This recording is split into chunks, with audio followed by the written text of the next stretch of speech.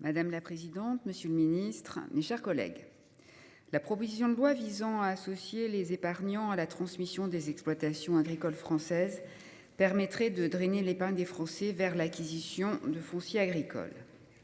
Elle est basée sur l'idée que la continuité du foncier agricole est un enjeu majeur pour la souveraineté alimentaire de la France, en particulier en raison de la baisse du nombre d'exploitants, de l'augmentation de la taille des exploitations et du vieillissement des agriculteurs. Si l'on peut partager ces éléments de constat, et si l'on peut aussi entendre la volonté de favoriser la transmission des exploitations agricoles, la méthode proposée dans ce texte ne nous convainc pas vraiment. La création de groupements fonciers agricoles d'épargnants, devenus groupements fonciers agricoles d'investissement, GFAI, après le passage du texte en commission des finances, renforce une approche de gestion capitalistique de l'agriculture. Cela signifie que les terres agricoles deviennent un objet d'investissement financier plutôt qu'un moyen de production agricole.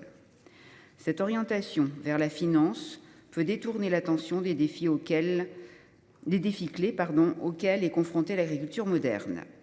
L'agriculture doit relever des enjeux majeurs liés à l'adaptation au changement climatique et à la préservation de la biodiversité, à la réduction des émissions de gaz à effet de serre, à la gestion durable des ressources en eau et à d'autres aspects environnementaux.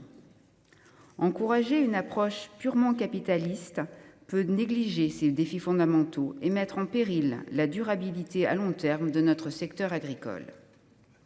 La création d'un nouveau dispositif d'aide économique, comme le GFAI, sans effectuer une étude d'impact approfondie sur les dispositifs existants, comporte un risque sérieux d'éviction.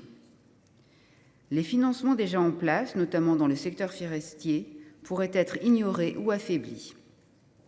Cette fragmentation des politiques économiques peut créer des incohérences et des distorsions dans le paysage agricole. Elle peut également entraîner des inefficacités économiques, une mauvaise allocation des ressources et un manque de coordination entre les différents acteurs de l'agriculture. D'autre part, ce nouvel outil ne résoudra pas les problèmes d'installation et laisse de côté le seul levier à même de répondre globalement à cet enjeu, la régulation foncière. L'état de la législation en la matière, qui a pourtant connu une évolution récente, ne répond absolument pas aux enjeux du renouvellement générationnel et de l'agriculture à taille humaine, telle que nous la pratiquons dans nos territoires. L'accès au foncier est un des freins à l'installation des nouveaux agriculteurs, notamment ceux qui ne bénéficient pas d'une transmission de l'exploitation agricole de leurs parents. Toutefois, le problème de la transmission ne peut se réduire à la question du portage foncier, car la reprise du capital d'exploitation pèse aussi lourdement sur les installations, parfois même plus que le foncier. Au surplus, la perspective d'une prochaine loi d'orientation agricole rend cette proposition de loi peu opportune en appréhendant les sujets agricoles sous un angle extrêmement réduit. Il est aujourd'hui essentiel de repenser notre modèle agricole à l'aune de nos objectifs environnementaux et de favoriser les pratiques agricoles bénéfiques pour la biodiversité. Enfin, ce texte repose sur une baisse des recettes fiscales. L'État devrait ainsi renoncer une nouvelle fois à une part de ses revenus. Dans un contexte économique marqué par l'incertitude et les défis liés à la crise, l'abandon de recettes fiscales affaiblit la capacité de l'État à financer les services publics et ne constitue guère une aubaine pour nos finances publiques.